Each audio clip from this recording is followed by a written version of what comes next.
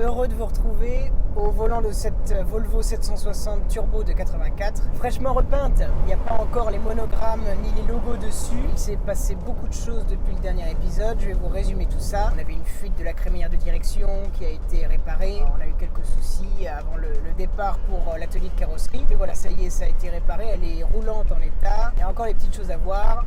Et on va commencer aujourd'hui avec les injecteurs.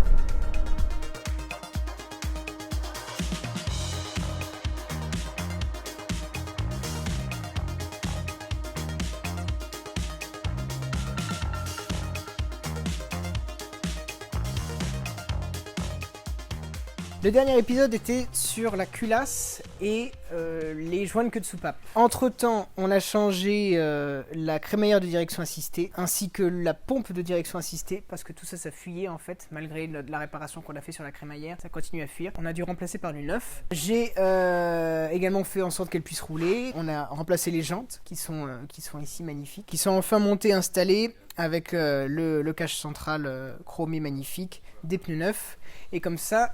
Elle a pu faire un peu plus de 1000 km pour recevoir une carrosserie complète, c'est-à-dire de la soudure, des parties avec de la corrosion perforante, toute la tôlerie a été faite donc, et une peinture complète. Il nous manquera donc pour finir la carrosserie et l'extérieur, les liserés qui sont de part et d'autre de la voiture, le double liseré noir caractéristique, et les logos, là qui manquent, que je n'ai pas encore eu le temps d'installer. Aujourd'hui, on va se concentrer sur le problème mécanique qui nous ennuie, qui est l'injection, qui est toujours pas fluide. Étant donné que la régulation du circuit d'essence se fait bien, je pense qu'il faut regarder au niveau des injecteurs. Voilà pourquoi j'en ai commandé 4 neufs que nous allons remplacer. On commence par démonter la rampe d'injection qui se trouve ici. On peut voir là sur cette pipe d'admission démontée qui est juste là, qui approvisionne l'essence pour les 4 injecteurs.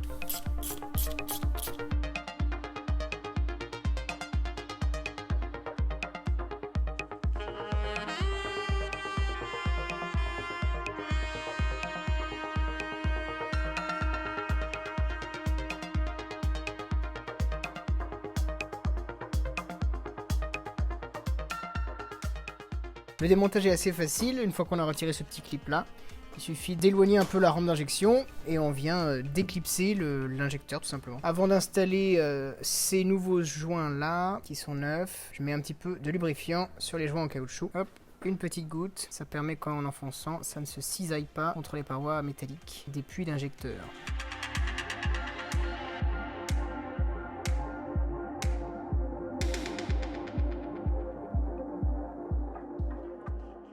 J'installe la chemise dans mon pantalon. Exactement.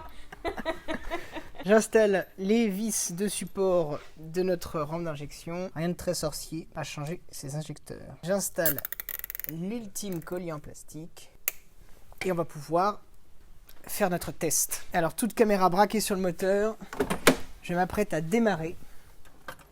Attention.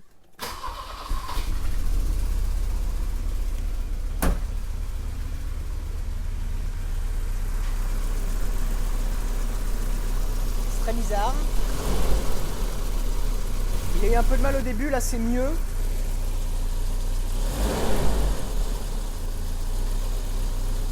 L'accélération se fait bien.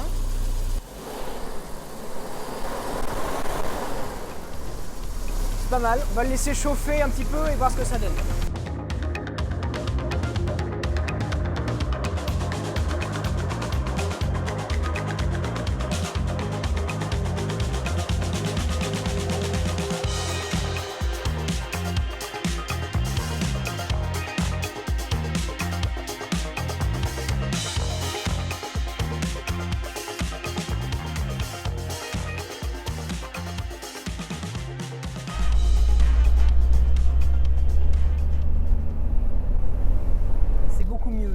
Que c'est bien plus rond, bien plus fluide, on n'a plus de raté. Peut-être qu'au ralenti il y a encore une petite chose à régler, mais sinon regardez là notre allant, c'est sans problème. Un bon test à faire pour savoir si notre bloc rouge Volvo tourne bien, c'est de tendre son oreille à l'échappement. Et là on l'a bien fait tourner, c'est assez chaud. Et venez avec moi.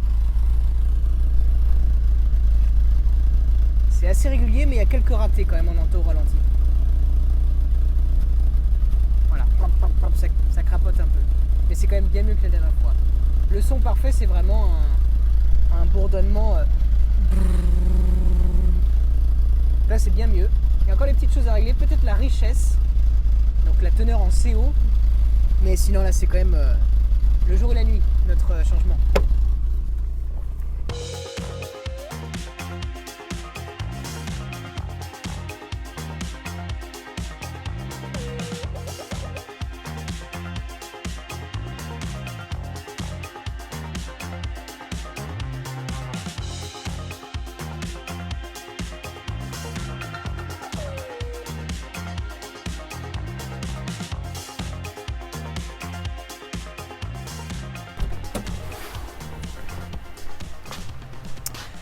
Encore une belle avancée sur cette Volvo 760 Turbo de 84. Il faudra maintenant que l'on s'intéresse à la perte de masse qu'elle a. Là, si je la laisse comme ça quelques jours, la batterie se vide. Donc il y a de l'énergie qui se perd quelque part. Il va falloir regarder ça peut-être du côté de l'alternateur. On se voit très vite, à une prochaine fois.